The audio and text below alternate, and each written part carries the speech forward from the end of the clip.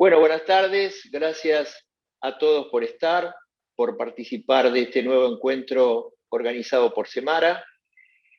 Y bueno, principalmente les quiero agradecer a Eduardo Cabal y a Dolores Gosende, quienes son los que hoy permitieron tener este encuentro, que vamos a salir todos enriquecidos. Seguramente vamos a aprender muchísimo. Así que sin perder más tiempo, le quiero pasar la palabra a Eduardo para que nos presente a Dolores. Adelante, Eduardo. Dale, gracias, Ítalo. Hola a todos, un placer como siempre. Los que no me conocen, yo soy un director ejecutivo de USS, que es una empresa de seguridad electrónica, de alarmas, de monitoreo, de rastreo satelital, entre otras cosas. Y venimos trabajando con Dolores hace por lo menos este año fuertemente en innovación, pero en otros momentos estuvimos trabajando en estrategia. Dolores es ingeniera industrial, tiene experiencia en el mundo de la logística, en el mundo corporativo, y en el último tiempo estuvo trabajando como coach, como consultora y también como docente y coordinadora en prestigiosas universidades. En ITVA trabajó como docente de estrategia y no me acuerdo qué otra materia más. Y hoy está como coordinadora de la carrera de negocios digitales en la Universidad de San Andrés, y además es coach y consultora en estrategia e innovación. Y bueno, hoy nos viene a abrir la cabeza un poco sobre cómo gestionar el presente y el futuro y la innovación de nuestras empresas. Así que todo tuyo, Dolo, para que arranques. Bueno, muchas gracias, Eduardo. Bienvenida a Paula, una mujer que me acompaña acá en el panel. Un gusto, ya nos vamos a ir balanceando. Bueno, el objetivo de esta charla es un poco contarles sobre innovación, hablar sobre qué es la innovación, y después hacer algunos, digamos, un poco de análisis sobre cuáles son las dificultades que tienen las empresas para empezar a innovar, por qué esto que todos sabemos que hay que innovar es tan difícil, y después contarles un poco cómo estamos encarando el proceso de innovación en USS, contándoles un poco el marco teórico que estamos utilizando para tratar de sacar adelante la innovación en USS. Entonces yo lo que voy a hacer, yo voy a presentar, voy a poner play en la presentación, y lo que les voy a pedir es que ustedes, digamos, que ya que no somos muchos, esto sea una conversación. Si alguien quiere contar su experiencia, si alguien tiene preguntas, me interrumpa sin duda, ya que no quiero que esto sea algo unidireccional, sino que aprovechemos el espacio para generar un aprendizaje compartido. Yo les voy a compartir pantalla, por favor díganme si se ve bien. Yo creo que sí. Bien. Sí, se ve bien, ¿eh? Perfecto. También invito, si alguien quiere prender la cámara, no me enojo. Soy docente y vengo de un año de pelear contra cámaras apagadas, así que será bienvenido. Gracias, Gustavo. Bien, primero, para empezar a hablar de innovación, lo primero que tenemos que entender es que estamos en un complejo que se conoce como el complejo VICA, el entorno VICA, ¿no? Es un entorno que, esperen que vea, a ver, ahí va. Es un entorno que surgió en un acrónimo que, esperen que estoy teniendo problemas con la presentación, denme un segundo. Y ahí vamos. Ahora sí. Es un acrónimo que surgió en los Estados Unidos. El ejército de los Estados Unidos lo describió así al entorno después de la Guerra Fría. Dijo, nos vamos a encontrar un entorno en el que sus características principales van a ser, primero, que es, no sé por qué no están viendo el dibujo, por eso volátil, ¿sí? Volátil porque no sabemos qué es lo que va a pasar en el futuro, no sabemos, digamos, de repente estamos en una situación de completo auge, después pasamos a una situación de valle, es decir, hay muchas variaciones en cortos periodos de tiempo. Incierto porque no es posible predecir los posibles resultados, existen muchos factores que pueden llegar a influenciar ese futuro. Ambiguo porque hay muchísimas interpretaciones, porque van surgiendo nuevas formas de pensamiento, porque van surgiendo nuevas disciplinas que pueden ser abrazadas o rechazadas según algunas cuestiones, por ejemplo, éticas y entre otras, y también complejo, que este es el factor más característico del entorno, que cuando hablamos de complejidad, en realidad lo que estamos haciendo es aceptar la naturaleza sistémica, ¿no?, de lo que nos rodea. Cuando hablo de la naturaleza sistémica es, durante mucho tiempo se redujo la interpretación sistémica a la naturaleza, a los sistemas, por ejemplo, informáticos, pero con el último tiempo se empezó a interpretar que el comportamiento humano es complejo, está regido por dinámicas de sistemas, y que esto también se encuentra en las organizaciones, por ejemplo, en las que las mismas se empezaron a ver menos como máquinas y más como organismos vivos. Y todo esto viene de la mano del concepto de complejidad. Y la complejidad lo que quiere decir es que yo no sé cuál es la relación causa-efecto entre las cosas que hago. No sé exactamente por qué, cuál va a ser la consecuencia de una acción que haga yo hoy en el presente. Y esta es una serie de características que nos van a acompañar mucho a lo largo de esta presentación y que está bueno que las tengamos en mente porque el empresario tiene que tomar decisiones en un complejo, volátil, incierto, ambiguo y complejo. Y esto obviamente lo obliga a formarse y a equiparse de nuevas herramientas. ¿Cómo impacta esto en el mundo de los negocios? Para que se den una idea y para hacer un repaso sobre los últimos acontecimientos que hemos estado viendo, el mayor medio de comunicación del mundo, que hoy ya no sería Facebook directamente, no produce contenido propio. La mayor cantidad de habitaciones por año las alquila una cadena que no tiene ni un hotel, no tiene un cuarto, no tiene absolutamente ningún tipo de activo asociado. El mayor transportista de pasajeros no tiene ni un rodado. Bien, este es el logo de Uber, hoy surgen nuevas. Y por último, por ejemplo, la tienda de retail más grande del mundo no tiene stock, no maneja stock propio. Entonces, claramente, esto nos lleva a pensar que van surgiendo nuevos paradigmas. Mientras durante mucho tiempo las empresas se formaron como empresas activo-dependientes, hoy las empresas que están empezando a marcar la cancha, que están disrumpiendo los mercados, son totalmente lo opuesto. Son empresas que son dependientes de otro tipo de activo, no de los activos tangibles, sino de activos intangibles. ¿Qué impacto tiene esto? Primero, lo que termina pasando es que las estrategias tradicionales ya no funcionan como antes. Bien, antes las formas de diferenciarse, de generar ventajas competitivas, ya no son las mismas que debemos tener en cuenta o desarrollar en el presente. Segundo, lo que compiten no son empresas o productos, lo que compiten son las capacidades que tiene un negocio. En este concepto también aparece cómo se van emergiendo, cómo se van superponiendo los mercados, y empezamos a descubrir que quienes triunfen van a ser aquellos que hayan trabajado en desarrollar una capacidad inherta al negocio, no asociado solo a un producto. El tercer punto, que lo vamos a ver un poquito más adelante, ninguna empresa es tan grande que no pueda caer. Hemos visto caer gigantes en el último tiempo.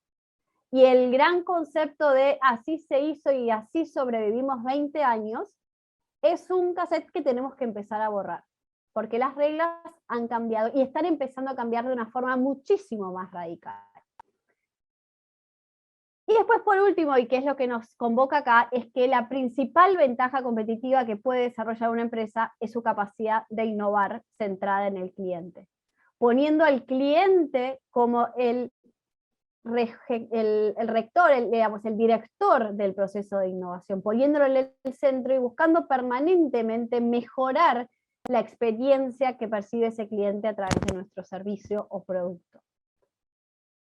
Y si no me creen, es muy interesante la historia de esta pulga de agua, o la Daphnia, que hay un libro de Steve Johnson que se llama La historia de las buenas ideas, que él lo que menciona es que este bichito, cuando la situación del entorno, cuando el entorno es estable, las temperaturas son estables, realiza una reproducción sexual, es decir, asexuada, disculpen, se reproduce sin alteraciones de ADN de forma sexuada. Ahora, cuando percibe que el entorno cambia, empieza a hacer una reproducción sexuada. ¿Por qué creen que es esto? ¿Qué posibilidad surge en la reproducción sexuada para este bicho? La de la mutación genética.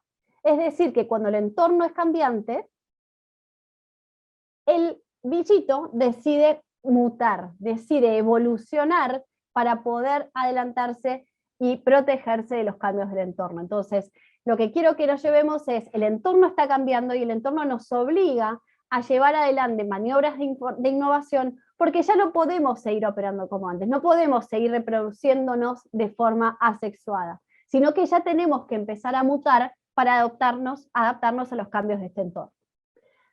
Pero bien, acá yo repito que tenemos que innovar, que hay que innovar centrado en el cliente. Vamos a hacer un repaso rápido por qué es la innovación, ¿no? Este término que se escucha tanto. ¿Qué vemos en este dibujo, no? Justo lo hablábamos el otro día en USS. ¿Alguien se animaría a contestarme si acá ve una solución innovadora? ¿Creen que esto es una innovación? No sé si se van a animar a contestar. No lo veo. Muy bien, no importa, ya veré si les doy robando alguna palabra. Bien, esto podríamos decir que es una solución creativa y que probablemente ayude a una madre o padre a conseguir que su hijo coma la comida, ¿no? Es un poco el objetivo probablemente de hacer esta comida tan estética e infantil. Ahora, si vemos esta otra foto, acá podríamos llegar a pensar que también es una innovación, que es una innovación industrial, que esto es una empresa que detectó una necesidad, y que esa necesidad es que los chicos cuando tienen formas más lindas comen mejor, y que eso podría llevar a que un padre compre el producto. Está muy en línea con la foto que vimos antes, pero ya estamos hablando de un producto. Y si yo les muestro estas fotos, ¿alguien consideraría una innovación el enfriador de fideos? ¿O el encendedor de cigarrillos con una lupa? ¿Sí? Quizás si estuviéramos de náufragos en el medio de una isla y nos hubieran quedado los puchos con nosotros, esto podría ser una buena solución. Lo mismo podemos pensar del sostenedor de controles remotos, el colocador de medias o el lanzador de avioncitos de papel. Digamos, todas estas cosas también tienen una componente que nos podría llevar a pensar, uy, mirá qué innovadores estos tipos. Pero lo que vamos a ver es que son buenas ideas, son ideas que resuelven, digamos, de alguna forma un problema. Lo que hay que ver es si realmente terminan de generar valor. Hay que ver si realmente el mercado está dispuesto a comprar estos productos. Y ahí es donde nos vamos acercando un poco a la definición de innovación. La innovación es la novedad, que podría ser el enfriador de fideos, pero también exige que exista un éxito en el mercado, que esa novedad encuentre una pareja en el mercado. ¿Y por qué hablamos del éxito en el mercado? Hablamos del éxito en el mercado porque este es el factor que me demuestra a mí que estoy agregando valor. Si hay alguien que está dispuesto a pagar por el producto o servicio que yo estoy entregándole, y esto es sostenible, es un modelo de negocio sostenible, quiere decir que estoy generando valor. Y eso es lo que tiene que estar presente cuando hablamos de innovación. Tiene que tener un factor de novedad, pero también tiene que estar esa novedad al servicio de un problema real y resolverlo de forma efectiva. Y acá lo que vemos es algunas diferencias entre lo que es la invención, la mejora continua y la creatividad, que son todos términos que aparecen cuando estamos hablando de innovación, pero que no son exactamente lo mismo, ni son totalmente diferentes. Lo que a mí me gusta decir es que la invención para transformarse en innovación tiene que tener un valor, tiene que generar un valor, tiene que resolver una necesidad a precios económicos que le permitan al negocio ser sustentable en el tiempo. Solo así una buena tecnología, una buena solución técnica puede transformarse en una innovación. Ahora, después también lo que puede suceder es que me digan, bueno, pero yo no pretendo ser el próximo SpaceX que mande a la gente a la luna, entonces en mi empresa no se hace innovación. Hacemos mejora continua. Bien, hay niveles, ¿sí? Hay transiciones que podemos hacer, hay distintos niveles de innovación que se pueden llevar adelante, por lo que la mejora continua, si le incorporamos cierto grado de incertidumbre, también puede formar parte de la innovación. Con incertidumbre, ¿qué quiero decir? Si yo sé exactamente que aplico esta mejora y esa mejora tiene un resultado determinado, probablemente no sea considerada una innovación y que no genere mejoras ni aumentos, por ejemplo, de rentabilidad en mi empresa. Ahora, si yo empiezo a incorporar el concepto de incertidumbre, es donde empiezo a tomar riesgos, y los riesgos vienen aparejados de ganancias, ¿no? De una rentabilidad adicional o de pérdida, ¿no? Como lo que es intrínseco al riesgo. Y después, por último, el concepto de creatividad, que sin duda tiene que estar presente, es importante para poder llevar adelante un proceso de innovación, que exista la creatividad, pero no es suficiente. Entonces, si bien cuando hablamos de innovación vemos que muchas empresas hacen foco en capacitaciones en creatividad, porque es uno de los factores que dispara el proceso de innovación, si la innovación no es gestionada, no es acompañada por procesos que transforman esa idea creativa en una innovación concreta, posiblemente nos quedemos a mitad de camino. Entonces, cuando nosotros ahora empecemos a hablar de innovación, en realidad vamos a estar prestando atención a todos los factores que están en esta filmina. Vamos a tener en cuenta la importancia de ser creativos, la importancia de descubrir algo nuevo, pero sin que eso signifique quitarle importancia a la posibilidad de hacer una innovación incremental, una innovación con un impacto menor, pero que no por ello no puede ser considerada una innovación. Y que sí o sí tenemos que tener en cuenta que los factores claves son el valor que estamos generando, que sí o sí la innovación viene de la mano de la incertidumbre, porque son hermanos, y que sí o sí debemos gestionar la innovación para que la misma efectivamente suceda dentro de nuestras organizaciones. Hola, ¿cuál es el riesgo de no innovar? Y acá me gusta contar una historia. Ya sé que no están hablando, pero les voy a preguntar, capaz algunos anima, ¿de qué empresa es este logo? Ahí por chat, si alguien se ilumina y me dice, ¿de qué empresa es este logo? Parece una empresa medio pesquera, yo tiraría, desde la ignorancia. No vale, Leandro, por ejemplo, que te veo por ahí que buchonees, porque ya la sabes. Esta es una empresa que en 1865 fue fundada en un país nórdico, en 1865 empezó a producir pulpa de papel. Después, junto con la producción de pulpa de papel, empezaron a extraer el caucho en 1898 y empezaron a elaborar algunos subproductos del caucho. En 1922 dijeron, bueno, ¿para qué se usa el caucho? Se usa para hacer cables. Bueno, ¿por qué no empezamos a hacer cables? Y en 1960 dijeron, ¿para qué se están usando los cables? Para las telecomunicaciones. Y se metieron en el mundo de las telecomunicaciones. En 1970 vieron que el mercado de las telecomunicaciones estaba cambiando y lanzaron el primer conmutador digital. En 1982 lanzaron el primer teléfono móvil. ¿De qué empresa estoy hablando? A ver si ya llegamos al primer teléfono móvil.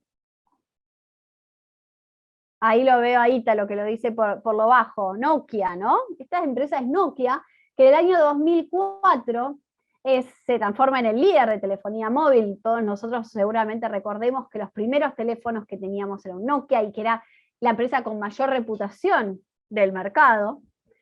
Y en el 2011, por ejemplo, tomaron la decisión de hacer una alianza con Microsoft. No entendieron que el mercado de la telefonía móvil iba a ser abierto, no entendieron que justamente la clave de los teléfonos inteligentes estaba en contar con sistemas operativos abiertos, que eso iba a favorecer al desarrollo del mercado, y quisieron ir con un sistema operativo cerrado. Eran los únicos que utilizaban Microsoft en ese momento, y esto significó para la empresa una gran ruina digamos, si hoy nosotros analizamos el caso Nokia en las universidades, está lejos de ser considerado un caso de éxito. Y si no, miren, por ejemplo, lo que pasaron con las acciones de Nokia allá por el año 2009, cuando Samsung lanzó su primer teléfono inteligente. Claramente tuvo un impacto, y fue un impacto del que nunca pudieron recuperarse, si bien ahora están haciendo algunos movimientos para hacerlo. Entonces, el riesgo de no innovar es esto que hablábamos antes, de que no existe empresa que esté haciendo las cosas bien y que con eso alcance. El entorno está cambiando tanto que nosotros siempre tenemos que estar aprendiendo nuevas formas de sorprender a nuestros clientes, de generarle de resolverle nuevas necesidades a nuestros clientes. Ahora, ¿por qué las empresas no innovan? Porque hasta ahora dijimos, la innovación es importante, ya vemos qué pasa si una empresa se achancha, se queda en los laureles y no innova. ¿Por qué nos encontramos con que gran parte de las empresas encuentra resistencia a innovar o dificultad para poner en marcha un proceso de innovación o una gestión de la innovación? El primer error que nos suele, o la primera ancla que encontramos cuando queremos enfrentar un proceso de gestión de la innovación, es el aferrarse al negocio en funcionamiento. ¿Qué quiere decir? Las cosas se están haciendo bien, las cosas mal que mal funcionan. ¿Para qué cambiar? Y esto es lo que le pasó a Kodak, que así como la ven, Kodak fue la primera empresa en desarrollar una máquina de fotos digital. Al hacerlo, dijeron, espera, con esto hay un problema. ¿Quién nos va a comprar cámaras de fotos si sacamos cámaras? ¿Quién nos va a comprar rollos si sacamos una cámara de fotos digital? Metámosla abajo de la almohada y la lanzamos más adelante y vemos qué pasa. Atrasémoslo al máximo posible. Obviamente en simultáneo había otras empresas que estaban desarrollando cámaras digitales que las largaron al mercado y dejaron a Kodak fuera de juego. ¿Qué le pasó a Kodak? Kodak se estaba aferrando a lo que ya funcionaba y no encontró una forma de hacer convivir ambos negocios. Pensó que si ellos no se autocanibalizaban, nadie los iba a canibalizar. Quisieron cuidar el negocio actual y no dar lugar al negocio nuevo por miedo a qué iba a pasar con lo que nos da de comer a todos. El segundo, o la segunda ancla que tienen las empresas al momento de innovar, es el miedo por la imagen de la marca. Claramente Sony, cuando larga el Walkman al mercado, fue un producto muy revolucionador. Yo creo que sepan que a mí me pasa que yo le doy clases a chicos de 18 años que cuando les digo el Walkman me miran con cara de ¿y eso qué es? No tienen ni idea ni que existió el Walkman. Y Sony, cuando hizo el éxito del Walkman, dijo, por acá va la cosa y me pongo a pensar en hacer el Discman. Ahora, ¿qué pasó mientras ellos estaban queriendo hacer el Discman? Había un emprendedor en el fondo de su casa que empezó a crecer, que no tenía todavía mucha marca, que era un poco conocido por el tema de las computadoras, etcétera, que se animaba a correr riesgos, que no tenía miedo por la imagen de la marca, y decidió lanzar al mercado un producto que sí fue revolucionario. Otra que seguramente muchos se sientan identificados es que nos concentramos en la operación. A mí me encanta esta fotito que dice, estás muy ocupado como para mejorar, acá lo debería cambiar, que diga, estás muy ocupado para innovar. Y acá muestran, ¿no?, que está el señor con su rueda cuadrada y le quieren dar la rueda redonda y no tiene tiempo para ponerla, ¿no? Y a veces nos pasa eso, que estamos muy concentrados en la operación, estamos muy concentrados en los problemas diarios, en los recursos escasos, en llegar a los objetivos de fin de mes, y no nos damos cuenta que capaz en un horizonte no muy lejano la innovación puede servir a mejorar estos problemas que tenemos hoy. Y creemos que son dos mundos diferentes, porque muchas veces en nuestra cabeza la innovación es SpaceX, Elon Musk llevando un cohete a la luna. Y la última que a mí me encanta, no sé si última o anteúltima, es el de mirar a la competencia y no a la tendencia. Bueno, acá estamos en una cámara y probablemente esto lo estén trabajando, pero a mí me gusta contar la historia de lo que pasó con Prisma Medios de Pago. Cuando salió al mercado Pago Mis Cuentas, fue súper revolucionario. Pago Mis Cuentas realmente permitía una gestión de pagos muy eficiente. Y Pago Mis Cuentas era un producto que se había desarrollado en conjunto entre Visa y Banelco. Y en un momento Visa y Banelco, que eran empresas que pertenecían a grupos de bancos similares o en distintas proporciones, digamos, eran dos empresas competidoras que pertenecían a los mismos dueños. Y en un momento se dijo, bueno, vamos a fusionarnos en Prisma Medios de Pago, y fue un proceso de fusión muy, muy, muy peleado, en el que las distintas partes querían imponer sus métodos, sus estructuras, sus salarios, etc. Y estuvieron peleando entre ellos por quién se quedaba con mayor parte de la torta, y mientras tanto, así, mientras ellos se peleaban, había un jugador que se estaba haciendo una fiesta y que estaba realmente revolucionando el mercado de las finanzas. Y eso es Mercado Pago. Entonces, cuando nosotros pensamos que Prisma Medios de Pago, con Pago Mis Cuentas, iba a ser súper revolucionario y que nos iba a introducir una nueva forma de gestionar nuestras billeteras, Mercado Pago realmente fue quien nos introdujo a las billeteras virtuales y dejó casi fuera del mercado a Pago Mis Cuentas, que trató de sacar el producto todo pago, pero fue tarde, porque no logró hacerlo a tiempo, porque estaba muy ocupado en qué pasaba con la competencia. ¿Qué sucede en general? El mercado lo radicalizan actores nuevos, no los actores de siempre. Y después, por último, el factor de la cultura, que muchas veces nos cuesta cambiar la cultura, nos cuesta cambiar la organización en funcionamiento, y eso nos lleva a rechazar todos los procesos que están asociados a la incertidumbre, al correr riesgos, a las pérdidas controladas, porque queremos operar a la organización de la explotación, y lo vamos a ver, del día a día, con la organización innovadora, con las mismas reglas. Y eso también nos termina afectando. Preguntas, comentarios hasta acá. No quiero abrumarlos con tanto monólogo. ¿Alguna duda? Creo que está todo claro. Por mi parte, creo que está todo clarísimo y brillante. Bueno, bien. Muchas gracias, Ítalo, por el feedback. Vamos a hablar un poco de qué es lo que estamos haciendo en materia de innovación en USS, pero que en realidad lo que les estoy presentando es un marco teórico que se utiliza, que no lo desarrollamos nosotros, que lo desarrolló una consultora internacional, que fue conocida en su momento por haber escrito un libro que se llamaba el Business Model Canvas, o el lienzo del modelo de negocios, que hoy todos usamos el lienzo de modelo de negocios, no sé si lo han escuchado nombrar, es una herramienta totalmente adoptada, pero que surgió de una consultora que quiso facilitar el proceso de diseño e innovación a través de esta herramienta visual. La consultora después fue desarrollando otros títulos orientados a mejorar la propuesta de valor en torno al cliente, títulos orientados a mejorar la experimentación, que es algo que vamos a hablar acá adelante, y este último que habla sobre la empresa invencible, y habla sobre la importancia de gestionar la innovación dentro de las organizaciones y entender también cómo se pueden gestionar entendiendo los dos horizontes de tiempo, que es lo que yo ponía en la frase que nos convoca, ¿no? Dijimos, ¿cómo innovar cuidando el pasado? O sea, cuidando el presente, perdón, y el futuro.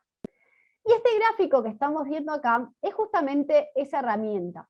Por un lado, si nos fijamos en el cuadrante superior, están los proyectos de explotación. ¿Cuáles son los proyectos de explotación? Son todas aquellas iniciativas que nosotros llevamos adelante para maximizar el retorno en nuestros productos y servicios actuales. Nosotros, Eduardo. Sí, te agrego un comentario nada más. Los negocios de explotación son los negocios que nos vienen pagando el guiso en la comida todos los días. Es decir, el que nos hizo ganar plata en los últimos años y es el que todavía le seguimos sacando rendimientos y lo seguimos explotando, ¿no? Exactamente, son esos proyectos que hoy están en marcha y que a veces nos cuesta entender en qué etapa se encuentra este producto, este servicio, está en crecimiento, está en maduración, está en declive. Y cuando estamos en la etapa de explotación, justamente lo que buscamos es proteger nuestra operación el máximo tiempo posible, sacarle el máximo jugo posible a nuestros negocios actuales. Aceptar que si un negocio está próximo al declive, puede ser que eso suceda. ¿Cómo hacemos desde la explotación para maximizar el jugo que le podemos sacar a este proyecto antes de que muera? Y eso es lo que sucede en la explotación. Lo que vamos a ver más adelante es que tenemos distintos objetivos, distintas formas de gestionarlo. Lo que buscamos es mejorar, ¿sí? En esta etapa estamos mejorando. Ahora, existen otro tipo de proyectos. Proyectos que son innovadores, proyectos que están buscando construir... Perdón, sí. Perdón, Dolo, ¿te puedo agregar algo ahí? Sí, por supuesto. Dentro de las iniciativas de innovación, uno tiene iniciativas de innovación para inventar modelos de negocio, como dice ahí, ahora lo va a explicar ella, pero dentro de la explotación, uno podría tener medidas de innovación que te permiten maximizar el retorno de tu negocio actual.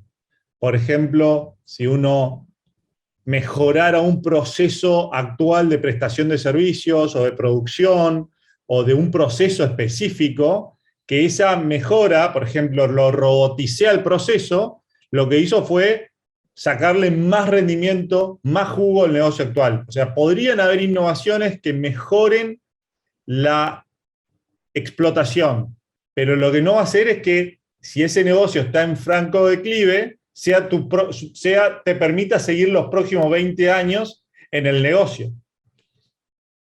Exacto. Para agregar eso nada más. Perfecto, es respetando el ciclo de negocio del producto o servicio, maximizando, como digo, la duración y la rentabilidad que le podés sacar a ese negocio. Ahora, si nosotros estamos cuidando el presente y construyendo el futuro, también tenemos una serie de proyectos que están orientados a construir el futuro de la organización.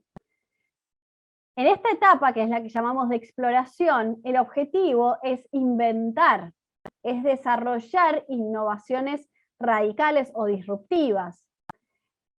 Acá lo que nosotros tenemos que entender es que por lo que vamos a medir el potencial de un proyecto no va a ser por la facturación concreta que hoy sabemos nos puede generar o en un horizonte corto, sino por cuán seguros estamos de que esto puede ser exitoso en la dimensión del riesgo.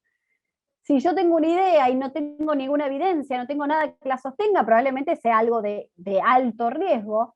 Ahora, si yo voy avanzando en el mercado, voy conociendo al cliente, voy haciendo testeos, ese proyecto va perdiendo incertidumbre y mejorando su propuesta de valor para ir acercándose a través de su maduración a una etapa de explotación. La etapa de exploración lo que busca es mejorar el modelo de negocios, reduciendo la incertidumbre y maximizando el retorno. Yo parto de una idea que es buena, y la voy desarrollando testeos, buscando evidencia, que me vayan justificando a mí el seguir invirtiendo, y ahora lo vamos a ver. ¿Bien? ¿Dudas sobre este aspecto? Sigo. Ahora, ¿qué es lo que tenemos que hacer para poder gestionar estos dos horizontes? Primero, desde el punto de vista de la exploración, que es esta etapa en la que nosotros lo único que buscamos es el fomentar el surgimiento de ideas que después a través de experimentos se van a ir transformando en proyectos de explotación. Tenemos que tener en claro qué rendimiento esperamos de los proyectos. Yo voy a buscar desarrollar proyectos de una X magnitud, que me genere una facturación futura de X miles o lo que fuera. Eso ayuda a que los colaboradores, cuando están pensando ideas nuevas, sepan en torno, digamos, qué dimensión de ideas se van a apoyar dentro del proyecto, de la empresa. Definir un poco la estrategia. Bueno, ¿qué vamos a salir a buscar en esta etapa de exploración? ¿Vamos a buscar todos productos nuevos? ¿Vamos a tratar de desarrollar nuevos mercados? ¿Vamos a incorporar nuevas tecnologías? Es decir, ayudar a establecer los límites sobre los cuales vamos a salir a hacer la exploración. Y después, por último, desde lo que es la dirección, tenemos que establecer qué recursos y capacidades claves vamos a priorizar. ¿Qué recursos vamos a poner a disposición del proceso de exploración? Y lo más interesante de esta etapa, y que es importante tener en cuenta, es que en esta etapa hacemos un esquema de financiamiento por etapas. ¿Qué quiere decir? Si un proyecto viene y es bueno, le voy a dar 50.000 pesos, digo cualquier cosa. Tráeme evidencia de que tengo que poner más plata. Busco evidencia de que tengo que poner más plata. Una vez que yo valido que sí, efectivamente al mercado le molesta esto, conseguí evidencia para confirmar que es así, recién ahí yo pongo un poquito más de plata. Porque yo empiezo a reducir el riesgo. Y no es que invierto muchísima plata desde el cero porque me parece que esta idea es fantástica, sino que siempre voy haciendo una inversión de menor a mayor. ¿Cuándo invierto más plata? Cuando la incertidumbre es muy baja. Y lo que estoy haciendo es preparando el proyecto para pasar a la etapa de explotación. Entonces, la inversión va avanzando de forma progresiva, reduciendo el riesgo de cada paso que doy. Las ideas que no funcionan mueren solas. Y no es que mueren con un maletín de millones, mueren con el capital justo. Perdón que te interrumpí. ¿Querés dar algún ejemplo de cómo es hacer los primeros testeos? Bien, por ejemplo, supongan, hay un ejemplo muy básico que uso en muchas clases. Supónganse que yo detecto que las personas podrían llegar a contratar un lavador de autos a través de una plataforma colaborativa, que es una idea que tengo ahí dando vueltas. Imagínense que existiera un espacio en el que un lavador de autos se ofrece y alguien que quiere lavar su auto se postula, ¿sí? O sea, busca al lavador y se conocen a través de una plataforma. No sé si se entendió. Entonces, yo soy un lavador de autos, me subo a la plataforma, yo quiero lavar mi auto, me subo a la plataforma, nos conocemos y venís a lavar el auto a mi casa. Entonces, en esa línea, yo podría decir, esta es una buena idea. Me parece que está piola. Hasta ahí tengo una buena idea. ¿Qué es lo primero que haría? Un experimento. ¿Qué dudas tengo? Y ahora lo vamos a ver. ¿Qué dudas puedo tener sobre este proyecto? Bueno, puedo tener dudas de que el cliente efectivamente contrate a alguien por internet para ir a lavar su auto, que esté en condiciones en su casa de recibir a alguien para que se lo lave, ¿a qué precio lo haría? ¿Está la gente lista para recibir extraños en su casa? Esas son todas las dudas que a mí me aparecen cuando pienso en esta idea de negocio.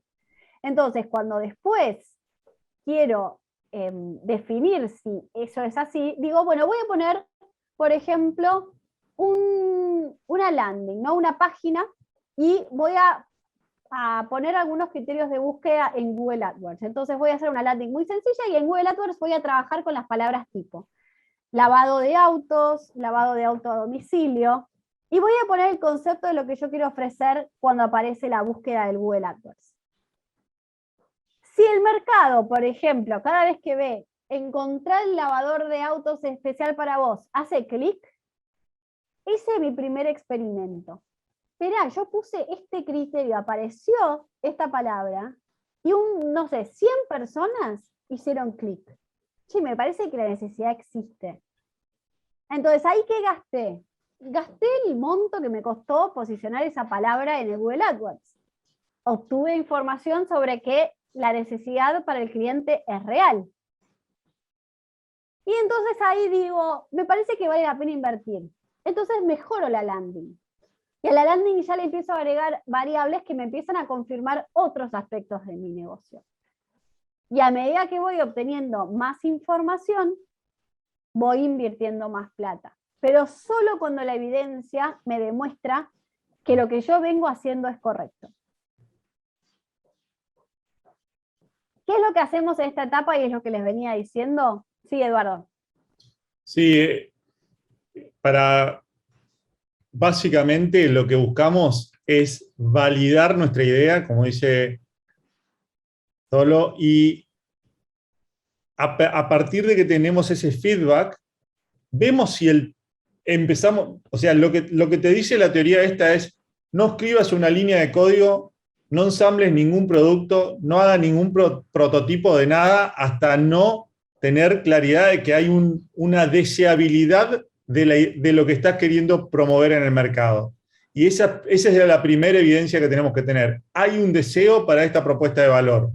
Y también lo que nos permite ahí es que cuando empezás a tener las primeras evidencias, también las primeras evidencias son entrevistas con estos potenciales clientes y preguntarle qué y cómo desean que sea el delivery de esa propuesta de valor, porque eso también nos va, de alguna manera, definiendo las otras partes del modelo de negocio que tenemos que ir desarrollando. Tal cual. ¿Y qué es lo que hacemos en esta etapa de exploración? Por un lado, tratar de aumentar el retorno esperado, es decir, mejorar cada vez más el modelo de negocios para que podamos obtener la mayor facturación y generar el mayor valor posible. Y por el otro lado, evaluar para reducir el riesgo. Y como les decía, los riesgos que tenemos aparejados en un proyecto cuando está en su etapa incipiente es un riesgo comercial, es decir, que el mercado lo quiera o no lo quiera, que esté dispuesto a pagar el precio, etc. Un riesgo técnico, y es, efectivamente, ¿tengo la tecnología para poder llevar adelante este proyecto? Un riesgo económico, y es que el modelo de negocios no sea sostenible, no pueda bancar los costos con el valor que está dispuesto a pagar el cliente. Y un riesgo temporal, que es si el mercado está realmente listo para esta solución innovadora que yo quiero sugerir, o estoy siendo muy precipitado, o estoy adelantándome. Entonces, en esta etapa nosotros vamos a estar diseñando experimentos para tratar de reducir estos 4 aspectos. Ahora, también tenemos la explotación, y como decía Eduardo, la explotación forma parte de la innovación, pero con otro objetivo, con el objetivo de maximizar el retorno de un proyecto actual. Acá, cuando vamos a sacar adelante proyectos en el área de explotación, tenemos que ser mucho más concretos. Queremos un rendimiento financiero determinado, en un plazo determinado, aplicado a un negocio determinado con un objetivo determinado en ese negocio, ¿bien? Y establecer también con qué procedimientos vamos a llevar adelante esas mejoras, sin afectar obviamente al negocio actual, sino que generando beneficios. No nos vamos a pegar un tiro en el pie. Si este es el que nos da de comer, si esta es nuestra vaca lechera, obviamente vamos a llevar adelante proyectos de menor incertidumbre. Ahora, cuando queremos comparar la exploración y la explotación, nos encontramos con que en la exploración el objetivo es buscar y encontrar. Es una etapa de aprender del mercado, de conocerlo cada vez más. Es la etapa en la que nos equivocamos, en la que las cosas nos salen mal, porque que nos salgan mal es que nos salieron bien, porque sabemos algo nuevo. Hay un nivel de predicción bajo. El indicador clave de esta etapa es si reduje el riesgo, ¿sí? Si estoy más cerca de saber que esto va a funcionar. Las acciones claves son las de aprender y adaptar. El fracaso es bienvenido, pero tiene que ser rápido y barato. El coste del fracaso lo consideramos como la inversión que hicimos para conocer mejor el mercado, y desde el punto de vista de las finanzas, lo que evaluamos de este proyecto es el retorno esperado, ¿no? Que en algún momento nos va a generar. Ahora, desde el punto de vista de la explotación, tenemos que tener en cuenta otros indicadores. Se gestiona de otra forma. El objetivo es ejecutar y escalar este proyecto, lograr hacerlo más grande. El nivel de predicción, como se imaginarán, tiene que ser alta. No voy a jugar con fuego. El indicador clave de rendimiento es que consigamos los resultados dentro de lo que se propuso en el presupuesto, que hayamos alcanzado el objetivo establecido para ese proyecto. La acción clave es planear e implementar. Hay baja incertidumbre. Las cosas tienen que pasar más o menos como las planeamos. El fracaso no es una opción, porque la incertidumbre es baja. ¿Por qué vamos a equivocarnos? No tenemos por qué equivocarnos. Conocemos el negocio. El coste del fracaso es alto. No podemos fracasar con el negocio que nos da de comer. Y desde el punto de vista de las finanzas, en la explotación estamos pidiendo el retorno real. ¿Qué es lo que me gusta a mí de esta gráfica? Es que a veces el dueño de empresa tradicional dice, al final piensen que estoy loco porque quiero cuidar el negocio, porque no quiero prenderlo fuego, porque no quiero jugar a la ruleta rusa con mi negocio actual. Y esto un poco le da la razón al empresario en decir, no podemos meter a todos los proyectos en la misma bolsa. Hay proyectos que tienen que cumplir con las mismas condiciones que se cumplieron siempre.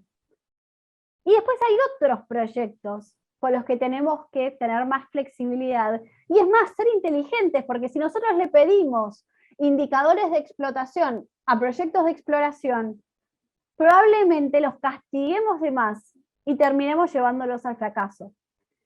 Entonces tenemos que tener la capacidad de, ante cada proyecto que enfrentamos dentro de nuestras empresas, definir qué es un proyecto de explotación o de exploración. Y en base a eso, usar las reglas propias de cada uno para medirlo y desarrollarlo. Ahora, ¿cómo hacemos para gestionar estos dos horizontes temporales? Mis consejos, ¿por dónde empezar? Primero, tratar de definir claramente los objetivos de innovación y los recursos que van a destinar a la misma. ¿Qué tipo de innovación vamos a hacer? ¿Nos vamos a enfocar solo en la explotación? ¿Vamos a hacer exploración? ¿Qué queremos hacer? ¿Qué tan en riesgo está nuestra organización? ¿Cuánto tiempo nos queda haciendo lo que estamos haciendo? Y en base a eso, definir cuáles son nuestros objetivos de innovación. ¿Para qué queremos usar la innovación dentro de nuestras empresas? Segundo, hay que formarse uno y hablarle a todos de innovación. Y definir claramente quiénes van a estar jugando la ruleta rusa, quiénes no. Explicarle a la organización que hay unos que pueden jugar a la ruleta rusa, que ya sabemos que no es una ruleta rusa, sino que es jugar a experimentar, a explorar, a aprender, y que hay parte de la organización que tiene que seguir explotando el negocio. Bien, definir claramente dentro de nuestra organización quién va a hacer qué y explicarles a todos qué es la innovación. Después, trabajar en generar una cultura de innovación. Esto que estamos hablando más arriba de, bueno, equivocarse está bien. Uy, qué miedo, ¿no? Qué miedo llegar un día a la oficina y decir, todos nuestros colaboradores, equivocarse está bien. Uy, ¿en qué puede terminar eso? Tenemos que empezar a trabajar en la cultura, en nosotros mismos, en empezar a abrazar que ciertas cosas, en ciertas cosas equivocarse va a estar bien. Y tenemos que fomentar que nuestros empleados tomen riesgos. Eso forma parte de la cultura de innovación, de enseñarle a nuestros empleados a medir sus riesgos, a saber qué cosas sugerir, qué cosas no sugerir. En mejorar su relación hacia el error, hacia la falla, a buscar oportunidades. Y por último, diseñar reglas, flujos, situaciones, indicadores que nos ayuden a diferenciar ambos horizontes temporales. Como les digo, agarrar todos nuestros proyectos que tenemos en cartera y decir, bueno, este proyecto, ¿qué tipo de proyecto es? ¿Qué le voy a pedir? ¿Cómo se lo voy a pedir? Es un proyecto que está cuidando mi presente, entonces a él le tengo que pedir ciertas reglas claras y correr riesgos pequeños, o es algo innovador que me tengo que animar a explorar, a experimentar y tirar, digamos, en nuestro concepto esto de tirar la plata, aunque en realidad lo que estamos haciendo es usándola para aprender. ¿Bien? Bueno, de mi parte eso es todo. No sé si tienen preguntas, algún comentario, alguien que me quiera contar qué se le viene a la cabeza, si dice, sí, está todo muy bien, pero el día a día es distinto, o no sé, cualquier comentario es bienvenido. Yo me quedé con ganas de más. Ya Yo te se hago una verá, pregunta. bueno, dale, Edu. ¿Cuál es el rol que debe asumir el dueño de empresa o el CEO de una empresa en la innovación, a tu criterio? Bien, cuando yo también dentro de lo que trabajé implementando una nueva norma de gestión de la innovación, y algo de lo que se habla ahí es sobre la importancia de generar el contexto para que la innovación suceda. Y la dirección tiene esa responsabilidad de generar el contexto. Y con contexto yo creo que los 2 puntos claves que aparecen son, o 3. Establecer directrices claras, tiene que conocer su estrategia y saber en torno a qué se buscan nuevas ideas, cuál es el campo de juego para la innovación. Todos los colaboradores tienen que entender, bueno, ¿dónde quiero que esté la empresa en 5 años? Y ponete a trabajar para construir ese futuro. Entonces, primero definir las directrices, ¿no? La estrategia de la organización. Segundo, asignando recursos. Tiene que aceptar que hay que asignar recursos, pero tiene que asignar esos recursos de forma inteligente. Con esto me refiero a un financiamiento por etapas si es un proyecto de exploración, y a poner los recursos y exigir la planificación correspondiente si es un proyecto de explotación. Y después, por último, apoyar en la cultura. Si nosotros queremos que nuestros empleados busquen oportunidades, y queremos que nuestros empleados se animen a fracasar, tenemos que trabajar en la cultura de innovación. Tenemos que hacer que esos valores corran por nuestra organización sin miedo, que creo que es la más difícil de las 3. Y si tuvieras que asignar un tiempo o un equilibrio entre el tiempo de cuánto tiempo le dedico a la innovación y cuánto tiempo le dedico a la operación del negocio actual, ¿tenés alguna idea? Y lo que pasa es que están los ideales y está la realidad, digamos. Si nosotros pensáramos en los ideales, los manuales dirían que un director de empresa debería estar ocupando muy poco de su tiempo en la gestión, ¿no? Porque en general ya cuenta con estructuras que lo acompañan. Entonces debería estar pasando más tiempo en lo que es la exploración y la búsqueda de nuevos horizontes. Pero no me animaría a decir un porcentaje exacto porque creo que es difícil sin conocer las estructuras, las operaciones y las características propias de cada organización poder hacerlo. Yo me animo a decirlo. Ah, bien. Y lo que creo es que, no sé si conocen los 4 cuadrantes, los cuadrantes de el cuadrante 1, que es lo que es urgente e importante, el cuadrante 2, aquellas cosas que son importantes, no urgentes, el cuadrante 3, que son las cosas urgentes, no importantes, y el 4, que son ni importantes ni urgentes. Bueno, el equilibrio tiene que ser que el dueño de una empresa en el cuadrante 3 y 4 no debe vivir.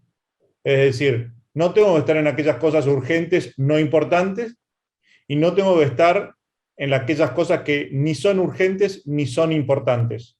Entonces, ya con determinar eso, ya me ahorro un montón de tiempo.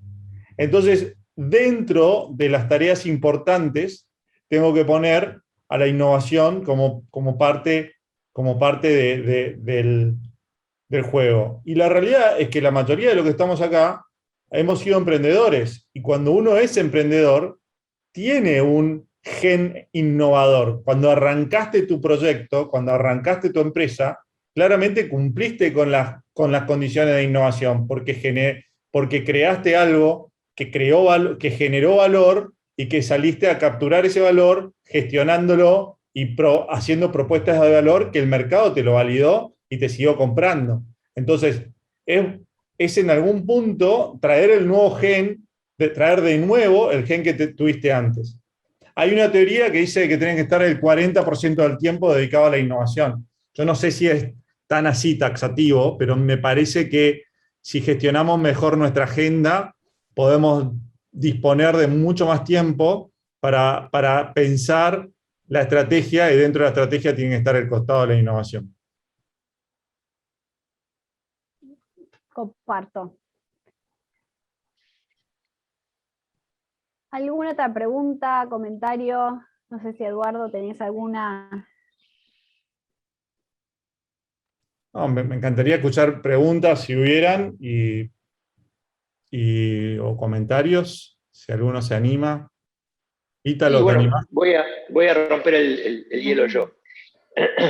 Los que ya tenemos unos cuantos años de juventud acumulada, tenemos que combatir con con una cultura vieja que era esconder el producto antes de lanzarlo, que nadie se entere, y hoy tenemos que trabajar totalmente diferente, creo yo, que es a partir de un producto mínimo viable y tirarlo y convalidar con el mercado o con los amigos, o digamos, empezando por ahí, si es un producto que va apuntado a la seguridad, bueno, a los clientes nuestros, empezar a validarlo. Digamos que hay un dicho que dice que si el producto que estoy mostrando no me da vergüenza, está demasiado elaborado.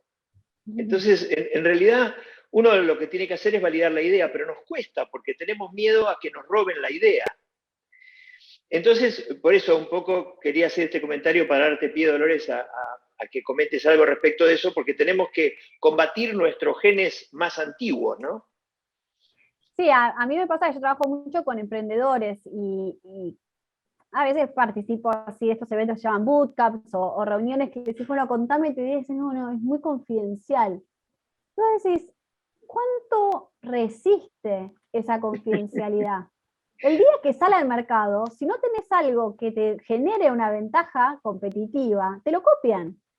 No necesitan copiártelo en laboratorio. Te lo copian en el momento en que lo lanzaste. A ver, si vos me decís que tenés una patente que te va a proteger, pero si no tenés ningún elemento que te proteja, más allá de que fuiste el primero en tener la idea, probablemente cuando la lances al mercado, si la idea es buena, alguien te la copie, y si vos no tenés ninguna ventaja, ese alguien lo haga mejor. Entonces, lo que empieza a aparecer, también ante esta cuestión de que las patentes no es un sistema muy efectivo, empieza a aparecer mucho el factor tiempo. Lo que uno tiene que hacer es ágil. Ahí es donde aparecen las metodologías ágiles, porque lo que tiene que tener la organización es ser la primera y siempre estar adelante. Entonces, ahí le perdés el miedo al producto. Porque si vos tenés una buena estrategia, lanzás el producto, tu producto crece rápido, cambiás rápido, aprendés rápido, y siempre vas a estar adelante. Y es más, si después aparece la competencia, bienvenida sea, porque ayuda a engrosar el mercado.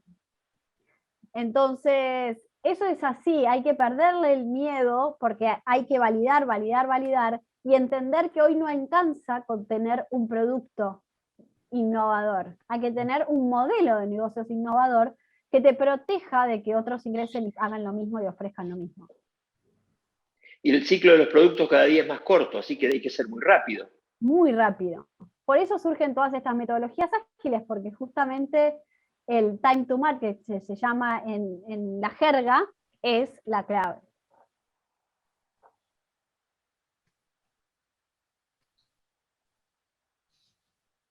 ¿Alguien más que quiera hacer algún comentario? Estamos muy tímidos hoy, parece. O fuiste No sé si muy es lo clara. habitual. Pues, lo Eso dudo, seguro. digamos, en general el indicio creo que es el opuesto, pero no sé si alguien, no quiero que nadie se quede con alguna observación o comentario a mitad de camino.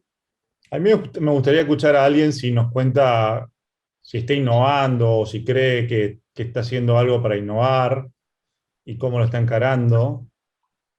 Después yo le puedo contar un poco cómo lo estamos haciendo nosotros, si les parece. Me gustaría que alguien, para no morir, si no estamos nosotros solos, Edu, contando cosas, pero bueno, si no aparece, bueno, un poco yo puedo contar el desarrollo que fuimos haciendo con el último producto que lanzamos, que es el de XCAM. Y Eduardo fue uno de los que validó el hace yo ya no sé cuánto, pero bueno, cuando surge la idea de esta cámara, que es una cámara para verificación visual de alarma, que dicho así no tiene nada de innovación.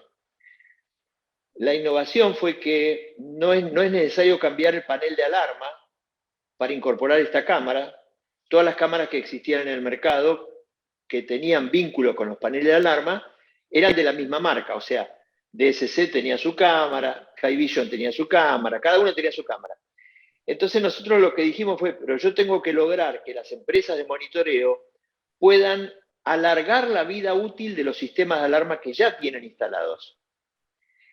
Eso es lo que nos llevó a decir, ¿qué puedo hacer para que la empresa de monitoreo gane más plata con lo que ya tiene instalado? Que no tiene que cambiar el panel de alarma para incorporar una cámara o incorporar una aplicación celular a esa alarma, porque esa alarma no soporta una aplicación celular. Entonces tenía que cambiar la alarma del cliente para poder darle una app al cliente. Dijimos, tenemos que romper eso. Entonces empezamos a trabajar en ese sentido. Entonces a un panel viejo de alarma se le puede incorporar una app, se le puede incorporar una cámara. Pero bueno, el desarrollar una cámara era un tema complicado, no manejábamos todavía la tecnología, no sabíamos nada del tema, había que aprender. Entonces, lo primero que hicimos fue validar la idea. Y uno de los primeros que le consulté fue Eduardo. Un día que fuimos a USS, le digo, mira, se me ocurrió esto. Y él justo también había tenido la misma idea. O sea, esto de las ideas, ¿no? O sea, ¿a cuántas personas al mismo tiempo se le ocurre lo mismo? Y uno cree que uno es un fenómeno que se le ocurrió eso, ¿no? Y bueno, y así hicimos, validamos primero la idea, después hicimos un primer prototipo, lo validamos, y así fuimos avanzando hasta poder lanzar el producto no hace mucho tiempo.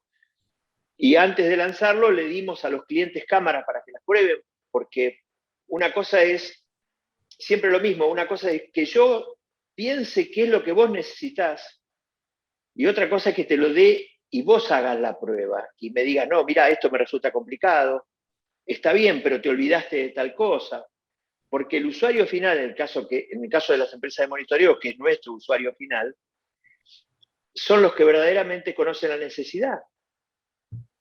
Entonces, bueno, validar eso, ¿no? Validar todo eso, bueno, y fue todo un proceso que por suerte terminó bien, pero otros proyectos que hemos tenido no terminaron bien, los tuvimos que archivar, pero nos sirvieron para aprender mucho, y de ese proyecto que fracasó, surgió otro después. O sea, tuvimos que cambiarlo en el aire y surgió otro. Bueno, es parte del aprendizaje. Pero bueno, eso es. Y te hago una pregunta, Ítalo, ya que generosamente contás tu experiencia. Lo primero que hago es reconozco de que ustedes tienen esa capacidad de escucha y adaptación al cliente. Eso nosotros verificamos que eso ocurre y eso está muy bueno. Pero me surge la pregunta de, si lo pusieras en este mapa de innovación entre lo que sería exploración y explotación, ¿dónde lo pondrías a ese ejemplo que recién planteaste? Y la segunda pregunta que te hago a partir de esto es, ¿cómo estás pensando la empresa para los próximos 20 años? Ok. La cámara con claridad claramente está en exploración. El ejemplo que yo puedo dar de explotación y exploración, nosotros lo transitamos hace unos años atrás. DX era una empresa de radio nada más. Nuestros comunicadores eran radiales. Entonces, básicamente, la radio estaba en explotación. Y teníamos que maximizarla, pero veíamos que el futuro iba por otro lado. Más que el futuro, ya el presente, eran los comunicadores GPRS, que era nuestra competencia en ese momento. Entonces, empezamos a incursionar en el mercado del GPRS, que para nosotros era un mercado de exploración, y fuimos manteniendo el mercado de explotación hasta que fue creciendo el de exploración y se transformó en nuestro mercado de explotación. Hoy, la empresa, el mercado que utiliza para vivir es el que antes era de exploración. ¿Se entiende? O sea, y la radio fue bajando y todo el sistema de 2G, 3G, 4G es el que hoy nos da de comer y nos permitió seguir creciendo. Porque pudimos ver, como vos decís, ahora voy a la parte de futuro que vos decís, pudimos ver que el futuro no estaba en la radio. Y fuimos cambiando de modelo, primero explorándolo porque no lo conocíamos, nos costó mucho sacarnos el disfraz que teníamos puesto, el traje que teníamos puesto, que era de X-Control, era radio. Entonces cuando íbamos con los productos, pero si ustedes venden radio, no, sí, vendemos radio, pero ahora también vendemos esto. Nos costó varios años cambiar esa imagen que DX Control tenía fuerte de que solamente era radio. Bueno, y respecto del futuro, gracias Edu que estás siendo tan generoso que me permití contar todo esto. Respecto del futuro, bueno, hay que también ir innovando, y estamos innovando en dos terrenos. En el terreno del software, en cuanto a servicios, y en el otro terreno que estamos innovando, o que estamos empezando a explorar, es, como vos bien sabés, cada día más los comunicadores las alarmas vienen con comunicador. Entonces, entramos en otro mundo que si nosotros no cambiamos, nos vamos a quedar sin trabajo, porque cuando ustedes compren una alarma, ya la van a comprar con comunicador. Y nosotros, que somos los fabricantes de comunicadores, nos quedamos afuera. Entonces estamos incorporando el mundo de Internet de las cosas, para decirlo en español. Estamos incorporando todo ese mundo a nuestro mundo de comunicadores, y también estamos empezando ya el desarrollo de un sistema hub completo de seguridad y de IoT para meternos en ese mundo también, integrando cada día más elementos de lo que hoy ya forman parte de nuestro mundo digital. En eso nos estamos metiendo sin descuidar, y acá sí hay algo que decía Dolores, que hay que tener, y vos también, que hay que tener muy claro, quiénes se van a dedicar a seguir sacándole leche a la vaca que te da de comer, y quiénes se van a dedicar a la exploración de este nuevo modelo, porque la leche de todos los días la precisamos. Entonces, eso también es muy importante por esto del tema del error, ¿no? De permitir que la gente se equivoque, que investigue, que cree nuevos modelos, que se equivoque, pero bueno, lo tiene que hacer en un sector determinado, no lo puede hacer en el otro, ¿no? Eso es, tiene que estar claro en esa regla, que era lo que decía Dolores y vos también, Eduardo. No sé si fui claro en lo que te estaba contando. A mí me quedó clarísimo. Muy interesante. Bueno, ¿hay alguien más que quiera hacer algún comentario?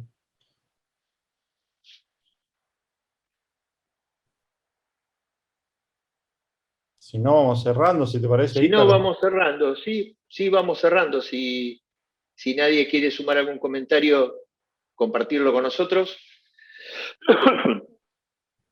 Igual bueno, estamos vamos a cerrando. disposición después, si alguien llega a querer ponerse en contacto con nosotros después, obviamente es bienvenido. Bueno, agradecerte, Dolores, agradecerte enormemente en nombre de Semara, mío y de todos los acá presentes. Así que agradecerte muchísimo, muchísimo todo tu aporte. Y seguramente, Edu, la vamos a convocar a una segunda parte. Ya estoy mangando una segunda parte. Así que gracias, Dolores. Gracias, Eduardo, como siempre, por todo el aporte a la Cámara. Y bueno, gracias a todos los que estuvieron presentes hoy. Y nos vemos en la próxima. Sí, Gracias, muchísimas Ítalo. gracias. Gracias, Dolores. No, por favor. Gracias. Hasta luego. Chao. Chao. Hasta luego.